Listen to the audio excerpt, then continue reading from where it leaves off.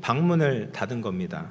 그리고 더 충격적인 것은 아빠 출입금지라는 팻말을 방문에 붙여놨다고 합니다. 몇 주 전까지만 해도 자유롭게 드날들었던 이제 땅의 방을 더 이상 들어갈 수 없다는 그 생각에 너무나도 서글퍼지고 이제 서운해졌다고 합니다. 그런데 사모님이 목사님에게 말하는 겁니다. 오히려 기뻐하고 감사해야 합니다.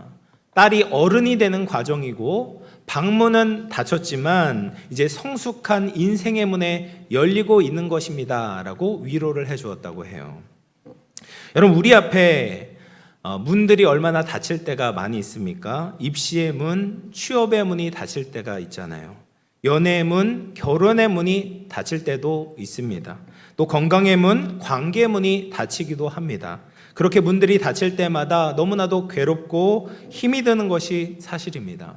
그러나 성도들은 걱정하고 염려하는 데서 그치는 것이 아니라 하나님의 섭리를 믿어야 합니다. 문을 닫으시는 분도 하나님이시고 또 다른 문을 여시는 분도 여호와이심을 믿기 때문에 그렇습니다. 내 앞에 문이 닫히고 벽이 생겼다면 하나님께서 또 다른 문을 여신다라는 믿음을 가지고 있을 때 우리가 그 시련들을 감사함으로 이겨낼 수 있는 것입니다. 여러분, 우리 인생에는 고난이 있습니다. 인생에 아픔이 없는 사람이 누가 있겠습니까? 그리고 내가 지금 겪고 있는 이 고난이 가장 아프기 마련입니다. 근데 그 고난을 왜 받을까요? 하나님을 따름으로 고난을 겪기도 하지만 대부분의 경우에는 자기의 욕심을 따르느라 고난이 오기도 합니다.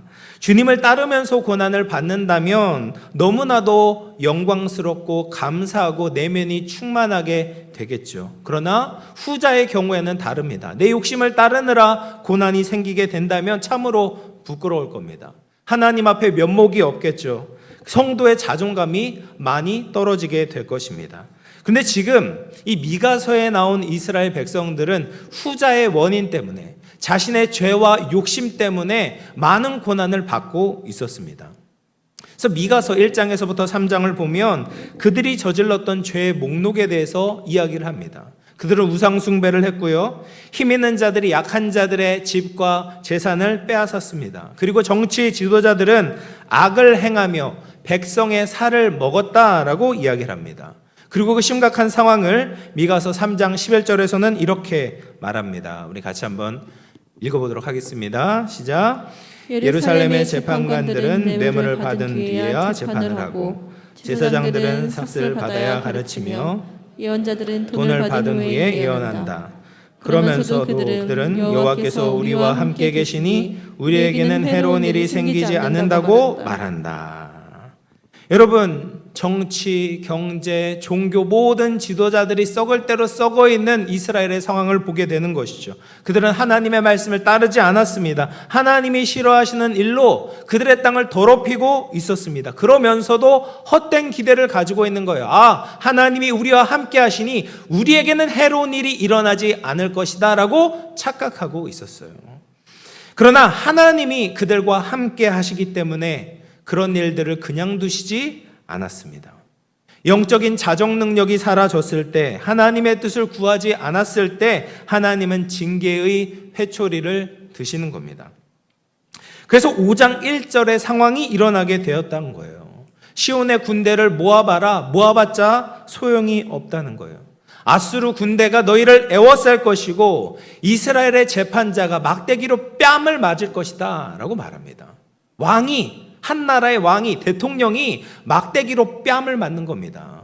이것은 그 왕의 수치와 모욕뿐만 아니라 이스라엘 전체의 부끄러움이 되었다라는 겁니다.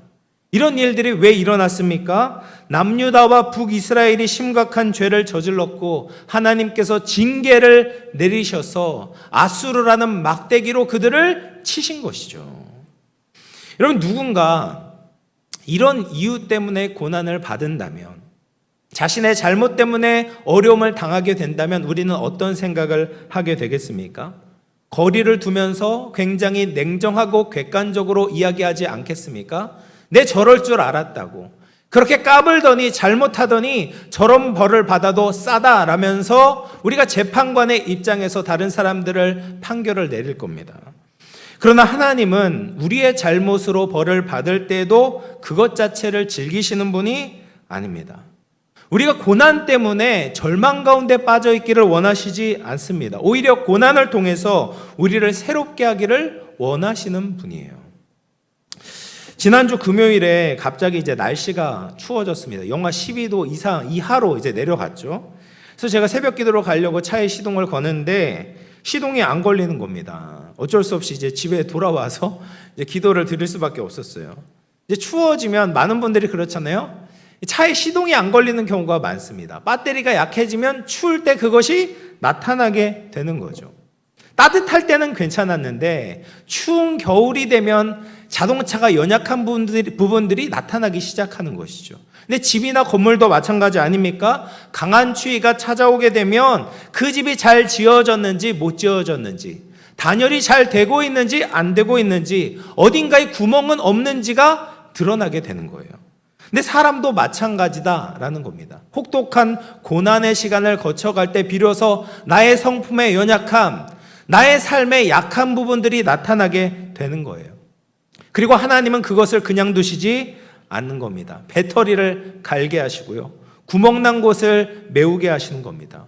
고난 가운데 우리의 무너진 부분, 고장난 부분들을 바로잡기를 원하신다라는 거예요. 사랑하는 성도 여러분, 하나님은 우리를 아끼십니다. 그리고 우리를 사랑하십니다. 내가 고난받고 내가 벌받는 것을 원하시지 않습니다. 그러나 그 고난을 통해서 하나님의 뜻을 가르쳐 주기를 원하시는 거예요. 우리를 향한 그 하나님의 선하신 뜻과 섭리를 믿음으로 살아낼 수 있는 저와 여러분 되기를 주님의 이름으로 축원합니다. 그런데 그런 고난의 순기능이 저절로 이루어지는 것은 아니다라는 거예요. 우리가 하나님을 바라볼 때만 그런 일들이 이루어질 수 있습니다. 고통 중에 있는 나에게 집중하는 것이 아니라 예수님을 바라볼 때 내가 지금 겪고 있는 고난의 참된 의미를 발견할 수 있다라는 거예요. 미가서 5장 2절 말씀인데요. 우리 같이 한번 읽어보겠습니다. 시작. 베들레헴 에브라다야, 너는 유다 족속 중에 작을지라도 이스라엘을 다스릴 자가 내게서 내게로 나올 것이라. 그의 근본은 상고의 영원에 있느니라. 아멘. 여러분, 이거 성탄절에 가장 많이 인용되는 성경 구절 중에 하나 아니겠습니까? 예수님의 탄생을 예언하는 말씀이죠. 하나님은 지금 5장 1절에 그런 심각한 고난 중에 있는 이스라엘 백성들을 예수님께로 인도하고 있다라는 거예요. 자신의 고난에만 묶여있는 것이 아니라 예수님께로 그들의 시선을 돌리게 하는 겁니다. 이건 굉장히 놀라운 말씀입니다. 미가서는 예수님이 태어나시기 700년 전에 쓰여졌던 예언서예요. 그런데 700년 후에 태어나실 예수님을 바라보게 하시는 겁니다. 예수님은 미가 시대에 오시는 분이 아니에요. 700년 후에 오시지만 그 700년이라는 시간적 간격을 뛰어넘어서 믿음의 눈으로 예수님을 바라보라는 거예요. 왜냐하면 예수님을 믿어야 그 고난을 제대로 다룰 수 있기 때문에 그렇습니다. 여러분, 예수님께 우리의 삶을 바라볼 때, 예수님의 인생에 집중할 때 우리는 하나님의 섭리를 깨닫고 하나님의 큰 뜻을 알게 됩니다. 이 고난을 제대로 해석할 수 있는 능력을 받게 됩니다. 미가서 5장 3절에서 이렇게 이야기를 하죠. 그러므로 여인이 해산하기까지 그들을 붙여두시겠고 그 후에는 그의 형제 가운데 남은 자가 이스라엘 자손에게로 돌아오리니. 예수님께서 탄생하시는 그 상황들을 보면 여인이 해산하는 것과 같은 상황이었다라는 겁니다. 그런데 여인이 해산할 때 진통이 있지만 결국에는 어떻게 됩니까? 새로운 생명이 태어나게 되는 것이죠. 기쁨이 찾아오게 되는 것이죠. 우리 인생의 고난이 마치 그와 같다라는 것입니다. 여러분, 예수님이 태어나셨던 정치적인, 사회적인, 종교적인 상황은 극심한 혼란과 진통의 시기였습니다. 정치적으로 보면 당시 로마 제국이 팔레스타인 땅을 다스리고 있었습니다. 팍스 로마나 로마의 평화가 있었지만 그것은 칼에 의한 평화였고, 피지배를 당했던 그 민족이었던 유대인들은 세금을 착취당하고 압제를 당했습니다. 그런데 하나님은 이런 정치적인 상황 속에서 예수님을 태어나게 하셨습니다. 그리고 그런 고난도 선으로 바꾸셨죠. 황제가 세금을 걷기 위해서 인구조사를 명령했지만 하나님은 이 명령을 사용하셔서 요셉과 마리아를 나사렛에서부터 베들레헴으로 이동을 시키셨어요. 그리고 그 베들레헴에서 마리아가 예수님을 태어나게 하셨죠. 예수님을 낳았습니다. 그래서 이 미가서 5장 2절 말씀을 성취할 수 있었어요. 뿐만 아니라 로마가 구축했던 도로망과 치안은 사도들이 복음을 들고 열방으로 나아갈 수 있는 물리적인 인프라를 제공하게 되었던 겁니다. 또 문화적으로는 헬레니즘 문화가 퍼져 있었습니다. 헬레니즘은 유대교 말살 정책을 펼쳤어요.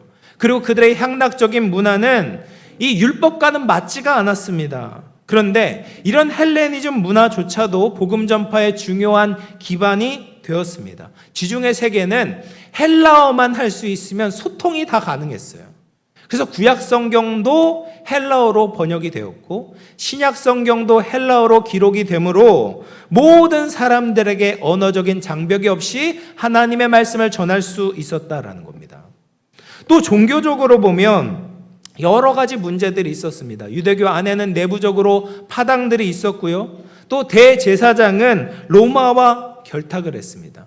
그러면서 사람들이 이 제도권적인 종교에 대해서 실망을 하게 되고 메시아에 대한 기대감이 높아지게 되었다라는 겁니다. 그러니까 예수님이 태어나신 상황은 유대인들이 볼 때 좋은 상황이 아니었던 거죠. 근데 그렇게 힘들고 어려운 환경 가운데 예수님이 태어나셨습니다. 그리고 하나님의 말씀을 가르치셨고 사람들을 치유하셨고 하나님의 복음을 전파하셨습니다. 그리고 그 오랜 고난 가운데 마음이 준비되어져 있던 남은 자들이 예수님을 영접하게 되었던 거죠. 아, 우리가 고대했던 메시아가 바로 예수님이시구나 라는 것을 발견하고 깨닫고 예수님을 따르게 되었다라는 거예요.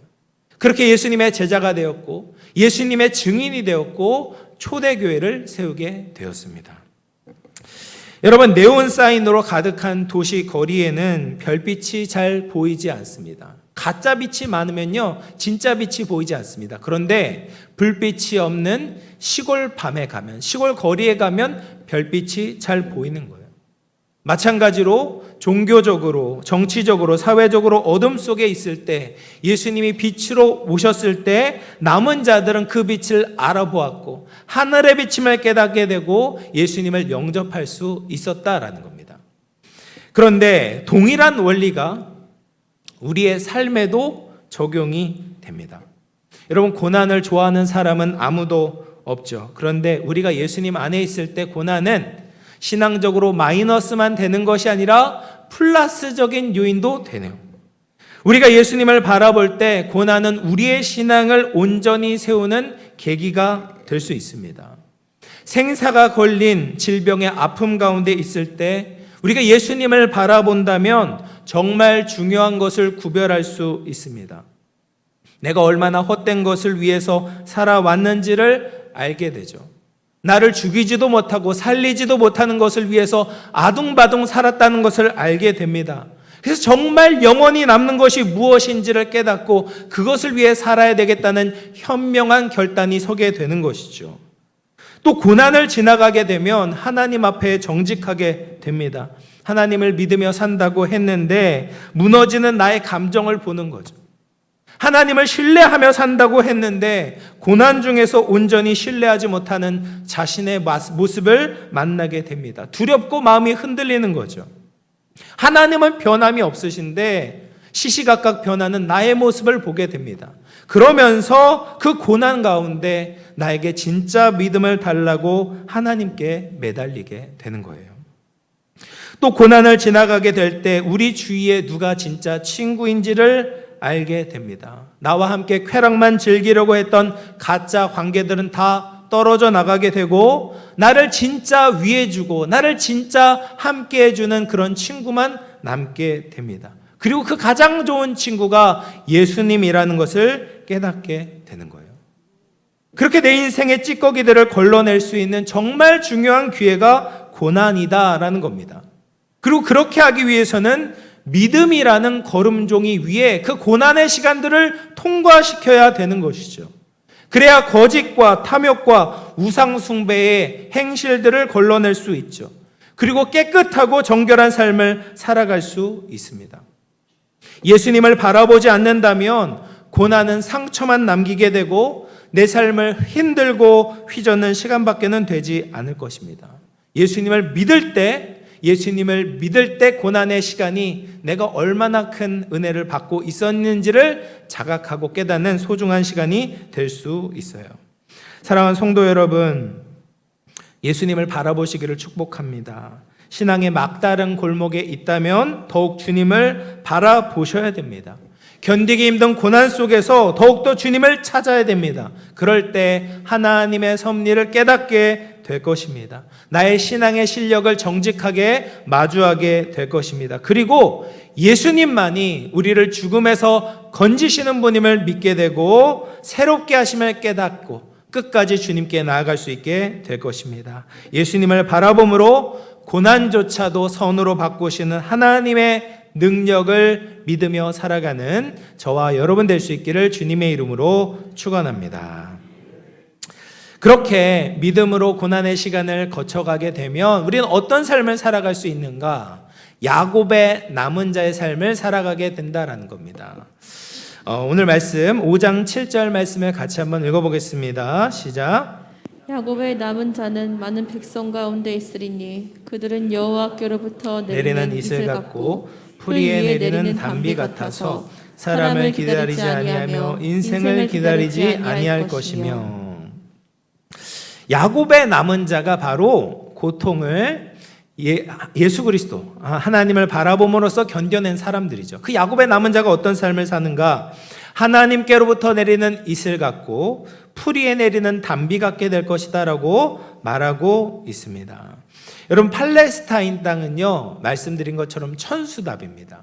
강물을 끌어와서 농사를 짓는 땅이 아니었어요. 하늘에서 내리는 비를 가지고 농사를 짓고 농작물을 키우는 그런 땅이었습니다. 그러니 이슬과 담비는 사람들에게 생명수와 같았던 것이죠. 그리고 야곱의 남은 자들이 고난을 거치고 하나님을 향해 순수한 믿음을 가진 자들이 이 세상의 생명수와 같다라고 말씀하고 계십니다. 여러분, 하나님이 왜 이 불의하고 악한 세상을 심판하지 않고 참으십니까? 먼저는 예수님 때문에 참으시죠. 예수님의 십자가 위에 하나님의 공의를 다 쏟아 부으셨고 마지막 때까지 그 심판을 유보하시며 참고 계십니다. 그리고 또 한 가지, 예수님을 믿는 자들 때문에 하나님은 이 세상을 심판하지 않고 참고 계시는 거예요. 베드로서 3장 14절 15절 말씀 같이 한번 읽어보겠습니다. 시작. 그러므로 사랑하는 자들아, 너희가 이것을 바라보나니 주 앞에서 점도 없고 흠도 없이 평강 가운데서 나타나기를 힘쓰라. 또 우리 주의 오래 참으심이 구원이 될 줄로 여기라. 아멘. 여러분, 성도들을 잃어버리지 않고 하나님 앞에서 거룩한 삶을 살아갈 수 있는 기회를 주시기 위해서 하나님이 심판하시지 않는다는 거예요. 그래서 성도들은 이 세상에 하나님의 축복을 흘려보내는 자들이 되어야 되는 거예요. 나도 복되게 살고 다른 이들도 복되게 해야 되는 겁니다. 야곱의 남은 자들은 세상에 하나님의 살아계심을 전함으로 생명의 저수지, 축복의 통로가 되어야 한다라는 겁니다. 뿐만 아니라 5장 8절에서는 야곱의 남은 자를 이렇게 이야기를 합니다. 5장 8절 말씀도 같이 읽어봅니다. 시작. 야곱의 남은 자는 여러 나라 가운데와 많은 백성 가운데 있으리니 그들은 수풀의 짐승들 중에 사자 같고 양떼 중에 젊은 사자 같아서 만일 그가 지나간즉 밟고 찢으리니 능히 구원할 자가 없을 것이라. 야곱의 남은 자를 사자라고 비유하고 있잖아요. 강인함의 상징, 밀림의 왕 사자와 같다라고 말씀하고 있습니다. 여러분, 이 세상을 이길 수 있는 존재는 야곱의 남은 자밖에 없습니다. 세상 사람들은 세상에 휩쓸려 다닐 수밖에 없어요. 뿐만 아니라 믿음으로 살지 않는 성도들도 마찬가지입니다. 세상의 가치에 일희일비하게 됩니다. 사탄이 조종하는 대로 끌려다니게 됩니다. 세상이 주는 얄팍한 쾌락을 따라 다니게 됩니다. 그러나 고난을 통과한 정금과 같은 믿음을 가진 성도들은 사자와 같은 모습을 보이는 거죠. 사단의 괴계를 무너뜨리고 세상을 거스르며 흔들림이 없습니다. 요한일서 5장 4절에 무릇 하나님께로부터 난 자마다 세상을 이기느니라. 세상을 이김은 이것이니 곧 우리의 믿음이니라 라고 말씀하십니다. 여러분, 이 말씀들이 얼마나 놀랍습니까? 이렇게 강하고 능력 있는 모습은 예수님에게나 해당되는 말씀 아니겠습니까? 우리가 어떻게 생명수가 되고 우리가 어떻게 사자가 될 수 있을까요? 세상 사람들에게 생명을 전하고 세상을 이기며 어떻게 살 수 있겠습니까? 나는 그럴 만한 자격도 없고 능력도 없잖아요. 그럴 감이 안 되잖아요. 그런데 하나님은 그렇게 하시겠다는 거예요. 성도들을 그렇게 만들어내시겠다는 겁니다. 어떻게요?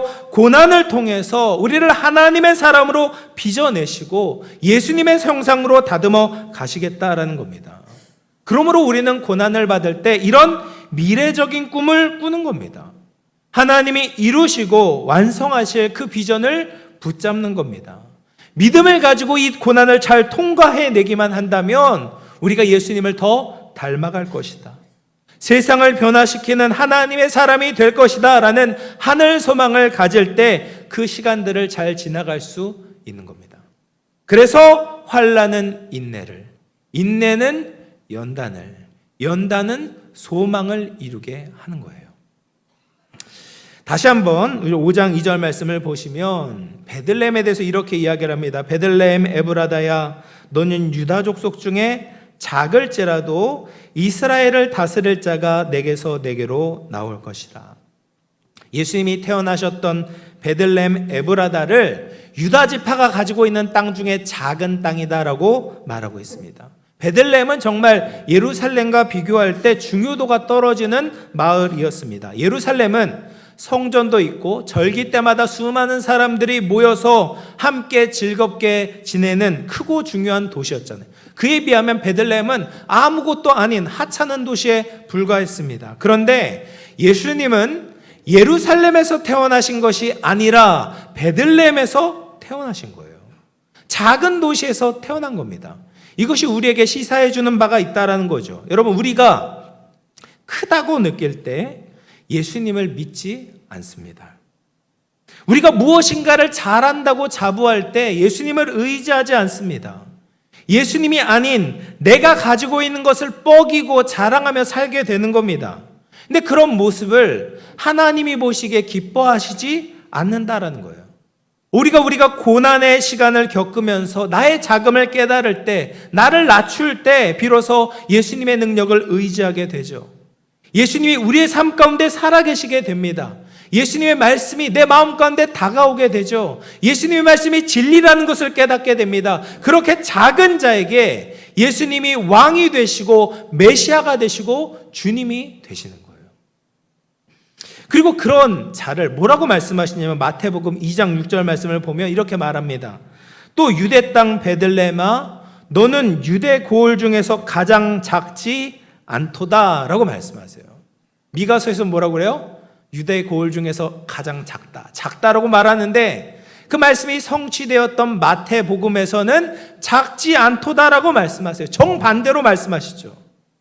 어떤 말입니까? 자신의 자금을 깨닫고 예수님을 바라보는 자, 예수님의 말씀대로 사는 사람들은 작은 자들이 아니다라는 거예요.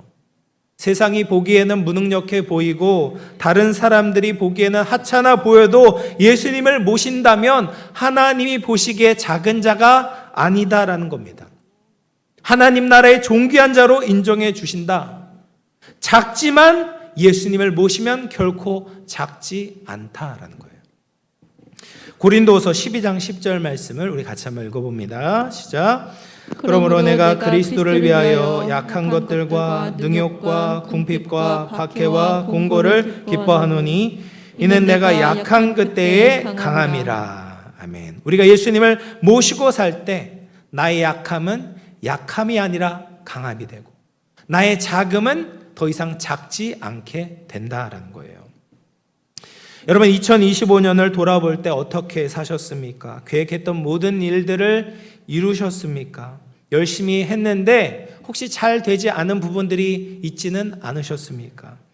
저도 영암교회 목사로서 한 가정의 남편이자 아들이자 또 아버지로서 한 해를 돌아볼 때 부끄러운 실패의 모습들이 생각이 납니다.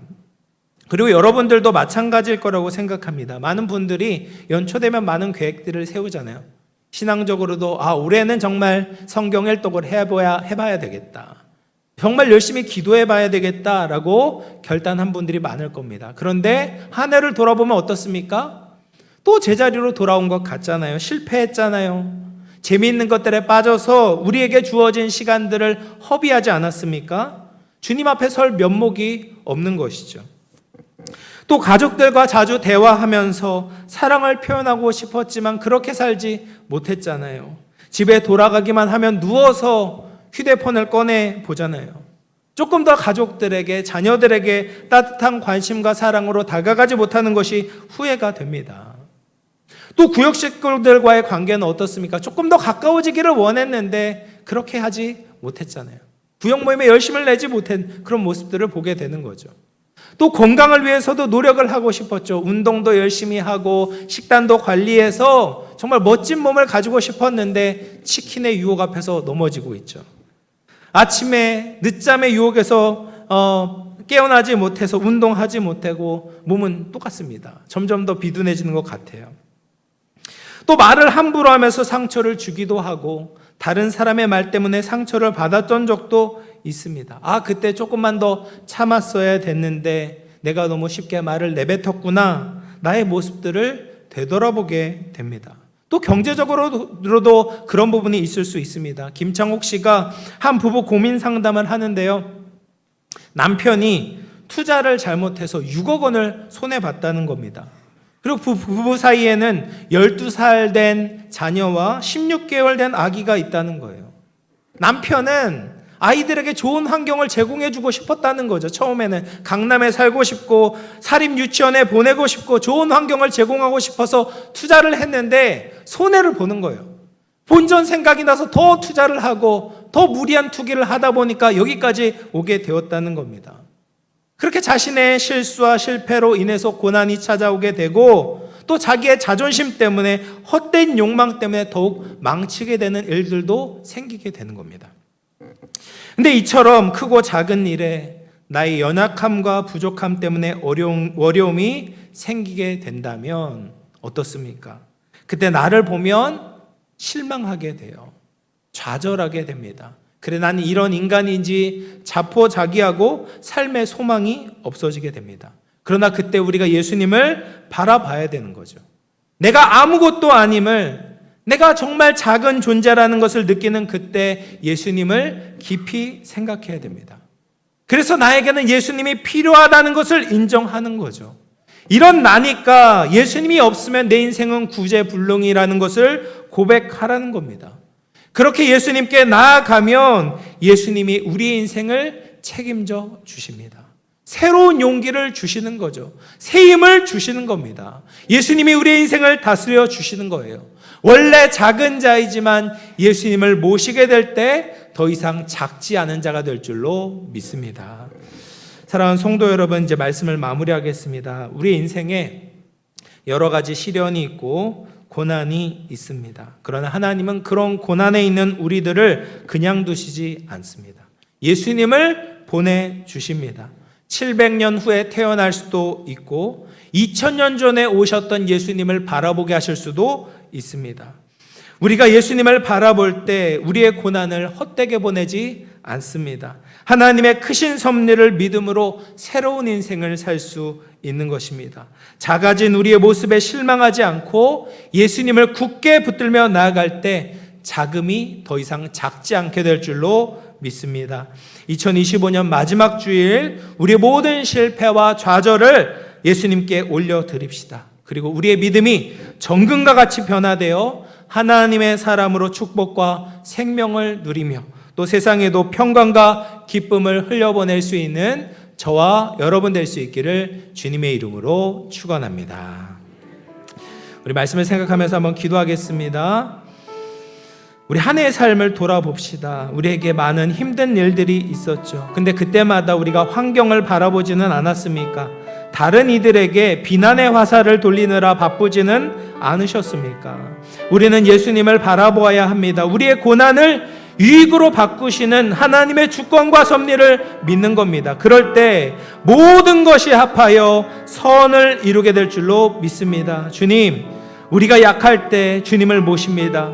더욱 주님을 바라봅니다. 그렇게 주님 안에서 영적인 승리를 얻게 되는 우리 모두가 되게 하여 주시옵소서. 말씀을 생각하며 같이 한번 기도하겠습니다. 하나님 아버지, 하나님 우리의 모습들 주님 앞에 정직